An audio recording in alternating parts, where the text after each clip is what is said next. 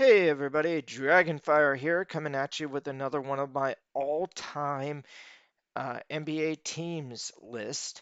And the last one I did was on the Los Angeles Clippers, so this one will be on the Los Angeles Lakers. I'm going in alphabetical order, starting with the location name and then the team name. So Los Angeles Lakers would come right after Los Angeles Clippers. Um, And for this one was a little different than the way I did most of the other teams. Um, with, only two teams in NBA history have double digit championships, 10 or more championships, only two teams. And those are, of course, the Boston Celtics and Los Angeles Lakers. Now, the Boston Celtics have always been the Boston Celtics since they were first founded in 1946. But what a lot of people may not know is that the Los Angeles Lakers were also founded in 1946, but they were not originally an NBA team. They actually started out in the National Basketball League. That's the NBL, National Basketball League, instead of the National Basketball Association. So not the NBA, but the NBL for the Los Angeles Lakers. And they spent one season, the 46/47 season, as the Detroit Gems. Then after that, they moved, and for around a decade or so, maybe a little over a decade, they were known as the Minneapolis Lakers. Yeah, starting from the 47/48 season onward until I believe their last season as the Minneapolis Lakers was the 1959/60 season. So from 47 to 60, so a little over 10 years. They were the Minneapolis Lakers before moving to Los Angeles and becoming the Los Angeles Lakers. Of course, uh, Minneapolis or Minnesota, the state of Minnesota, is known as the land of 10,000 lakes, hence the name the Lakers when they were in Minneapolis, and then they just kind of took that name over with them to to Los Angeles, even though there really are no lakes in Los Angeles. They're still known as the Lakers. Um, the uh, when they were in Minneapolis, when they first started out their first season in Detroit, they were absolutely terrible. But in their second season as the Minneapolis Lakers, at that point they were still in the NBL. They actually won the NBL championship that before going to the NBA. And they were a great team in the early NBA. They won the championship in 49 and then repeated again in 1950. So if you count their NBL championship, that was actually three in a row of 48, 49, and 50. But the NBA doesn't officially count the one from the NBL, so they count it as just two in a row for 49 and 50. Um, they lost in kind of an upset um, to the Kings in the playoffs in 51, but then they came back and won three championships in a row in 52, 53, and 54. So in the late 40s and early 50s, or to mid 50s, they were an absolute dynasty, winning five or six championships depending on how you count it. And during that time in Minneapolis, their star player, who would be many people's pick for best player of all time up to that point in history, he was considered the top professional basketball player ever, probably, and that was George Mikan. He led those teams to those championships in the 40s and 50s. Probably the second best player on that team was Jim Pollard, and um, they kind of dropped off. Um, and the Minneapolis fans kind of dropped off when the team stopped winning after George Mikan retired.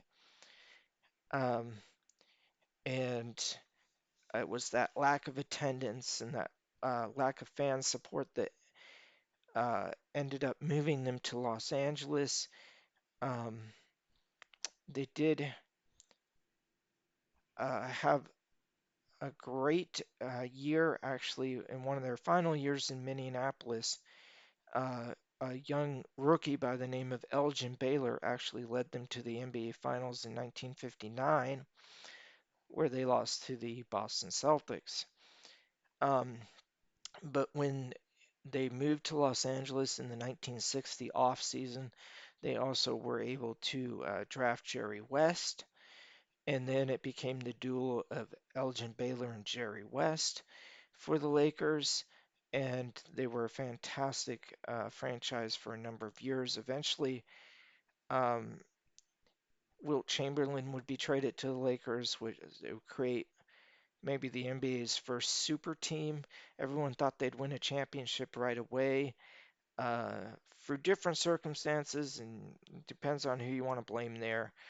They didn't win a championship the first few years there. Finally, Elgin Baylor retired um, towards the beginning of the 71/72 season. But unfortunately for Baylor, that year after his retirement, the Lakers finally went on to win their first championship since moving to Los Angeles. So Jerry West and Wilt Chamberlain were members of that championship team. Um, Jerry West actually won the very first Finals MVP in 1969.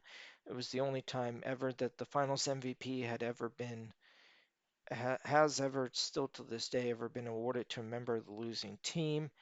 Wilt Chamberlain would win Finals MVP when they finally did win the championship in '72. Um, but Jerry West does hold the distinction of being the first ever Finals MVP despite being on the losing team. Uh, so Jerry West and Wilt Chamberlain both have a Finals MVP. And the thing about the Lakers is I'm going into all this history because I just love the history of the Lakers, but they have been to the NBA Finals, at least to the finals, if not won a championship. And many times they did win championships, but they've been to the finals in every decade in NBA history, starting with the 1940s, going on to 50s, 60s, 70s, and so on. They've made the finals at least once in every decade, all the way up to the 2020s. So they have a fantastic history after the kind of Wilt Chamberlain, Jerry West, Elgin Baylor era ended when all those players retired. Uh, they um, started to rebuild by trading for Kareem Abdul-Jabbar, and Kareem started a new kind of era for Lakers that really got kicked into high gear once they drafted Magic Johnson, and they began winning championships in the 1980s. Um, One by one, the players from those 80s championship teams started um, in the 90s. I guess Kareem actually retired in 89, and then Magic retired in 91, and James Worthy retired a few years after that. So the Showtime era from the 80s retired, but then they only missed the playoffs for I think like one season after that, and then they rebuilt to a playoff team, and then that was the beginning of the Shaq and Kobe era that won their first championship uh, in the year 2000. They won three in a row. Once Shaq left the team, I think there was a few years there they didn't make the playoffs, but then Kobe really came into his own, led them back to the finals. They made three finals in a row in '08, '09, and 10. And in '08, they lost to the Celtics, but in '09, they beat the Magic. And in 2010, they came back and defeated the uh, the Boston Celtics, getting revenge for their loss a couple years earlier. So um, that all led into that. So what I'm trying to get across is, and of course, years later, then they would get uh, LeBron James and win another championship in 2020. with LeBron James and Anthony Davis. Anyway, I'm trying to get like across this whole like decade after decade of success here of many teams going to the NBA Finals and winning championships. Um, so it was really hard to pick this one. And this one, I wanted all of those championship teams to be represented, and that's hard when you've won, 17 championships officially, 17 NBA championships. If you count, I believe in 2023, they won the NBA Cup. They were the first team ever to win the NBA Cup, the first ever NBA Cup in season tournament. They won that. And then, of course, they also have their NBL championship that I mentioned earlier. So there's a lot of history to cover with the Lakers, some great teams throughout many decades. All right, that all being said, my pick for the starting lineup, I got my point guard is going to be Magic Johnson. He won 5 championships with the Lakers in the 1980s, also led them to the NBA Finals in 1991, where they lost to the Chicago Bulls.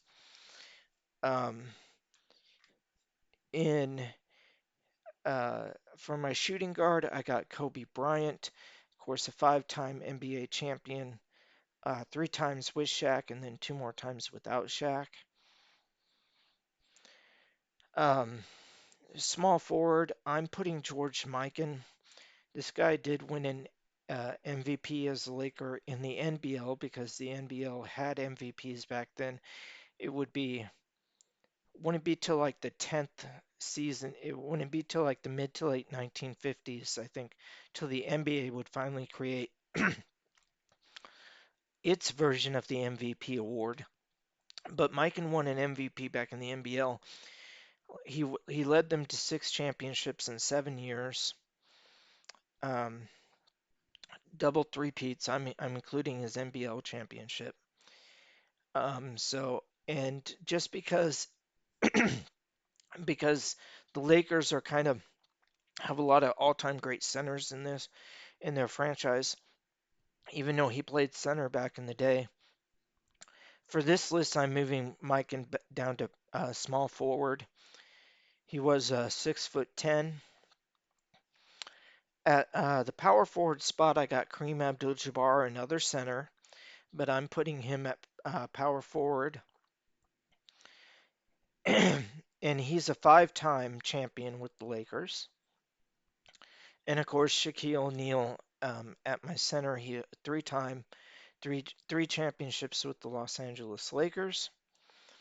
That's my starting lineup, and I just feel like that starting lineup represent the history down through time and represent some of the most successful players in franchise history that brought team success to the franchise.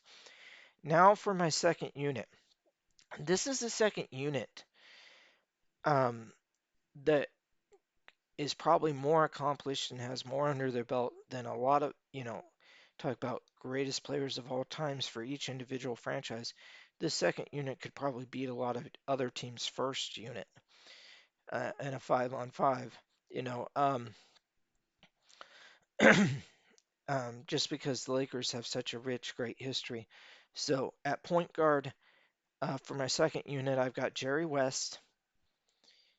Um, I've moved Elgin Baylor down to the shooting guard spot. He did play forward back in his time. At that time, a lot during that period of time, he didn't necessarily even distinguish between, let's say, like a small forward and a power forward. You just had 2 forwards. Um, but just based on this team, like I said, just like how I had to move George Mikan down to a small forward on my starting lineup, I'm moving Elgin Baylor down to a shooting guard on on my second unit. That's because my 2 forwards are going to be James Worthy and LeBron James. James Worthy was there for 3 of the 5 championships that the Lakers won in the 1980s. Um, he was drafted later, so he came in a little bit late to the team, but he was a very important part of the championship teams he was on, and um, he uh, had the nickname Big Game James, so he came up big in some of those later championships uh, as Kareem was getting older and getting towards the end of his career. James Worthy was able to come in um, and help out as a big man once he was drafted. So James Worthy, like I said, there for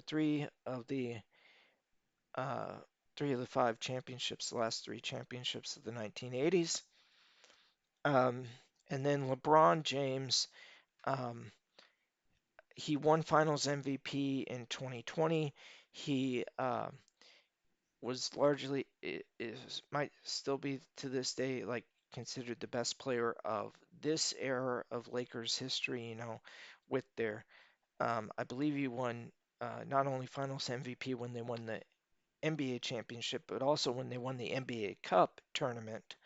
He got MVP award of the tournament as well, I believe. So LeBron James, um, and then Wilt Chamberlain, who won Finals MVP in '72 when they won their second championship there. So, or when they won their first, or was their first championship after moving to Los Angeles, but um, definitely more than more than I think it was their officially, I guess it was their sixth championship overall, because the NBA counts 5 of the ones they won in Minneapolis. They don't count the first one. But anyway, um, so yeah, that second unit, Jerry West, Elgin Baylor, James Worthy, LeBron James, and Wilt Chamberlain, even only counting the stuff that LeBron James and Wilt Chamberlain did as Los Angeles Lakers, those other 3 guys spent their entire career as Lakers, but even counting just older LeBron and older Chamberlain, I still think that that second unit probably beats most teams' first unit. Um, and then for my third unit, my third team is point guard Gil Goodrich. He was a big part of that '72 championship team. You got Jim Pollard, who was the second best player on the Minneapolis dynasty. Um, you got Michael Cooper, who was a former DPOY and was there for all 5 championships in the 1980s. Anthony Davis was probably the second best player on the championship team with LeBron James, as well as on the NBA Cup tournament team where they won the NBA tournament thing. So he was right there along with LeBron James in winning that championship plus the NBA Cup. And then Pau Gasol at center would be my pick there. And again, he was the second best player on those Kobe Bryant teams at the end of the 20 singles and the beginning of the 2010s when they won back-to-back titles in '09 and '08. Not only back-to-back titles, but 3 straight NBA finals. So yeah, in '09 and of course in 10 as well. So 2009 and 2010. But yeah, as a bonus, I put Derek Fisher on here. I was actually thinking about adding a second bonus because normally I only allow 15 players per team, but you got to remember with the Los Angeles Lakers, you have 17 championships, so if I can throw a few bonuses on there. So when you have more than 15 championships, and that's not even 17 is not again, it's not counting their championship in the NBL or even their NBA Cup tournament championship. Um, so if you count the one in the NBL, that would be like 18. If you count the NBA Cup, that's 19. So yeah, a very storied franchise. Now here's my list, so you can look it over here in case you missed anything. But yeah, um, I just thought as much as Magic Johnson, Kobe Bryant, George Mikan, Kareem Abdul-Jabbar, and Shaquille O'Neal, they meant so much to this franchise and were such a big part of their championship seasons when they won championships that I just couldn't leave any of those 5 guys off the top out of the starting lineup. I know some people are going to be like, really, George Mikan in the starting lineup, but he dude won 5 championships officially, six if you count as one in the NBL. So, like, yeah, that had to be my starting lineup. I couldn't leave George Mikan off. You could definitely make an argument for George Mikan being the greatest player in Lakers history. You could also make an argument for Kareem or Kobe or Magic. Um, and Shaq was so important to that three-peat in the early 20 singles. Um, but again, like, Jerry West, Elgin Baylor, LeBron James, and Wilt Chamberlain, those are some of the greatest players in NBA history. So, like I said, this second unit could probably beat a lot of other teams' first unit. So anyway, that's my pick for the all-time Los Angeles Lakers. Um, Even though they officially have one less championship than the Boston Celtics, they're officially at 17 total NBA championships, the Celtics at 18. You could, I think, still make a pretty good argument when you think about their NBA Cup title and their championship in the NBL and the fact that they've made the NBA Finals in every decade in NBA history. You could make an argument for the Los Angeles Lakers being the greatest team in NBA history. And they are my personal favorite. Um, so, anyway, great talking with you guys about the history of the Los Angeles Lakers. Don't forget to like, share, subscribe, comment. Send me one of those booster points thingies. All that. Engage with the video because it really helps me out. All right, everybody. Have a great day. Dragonfire out.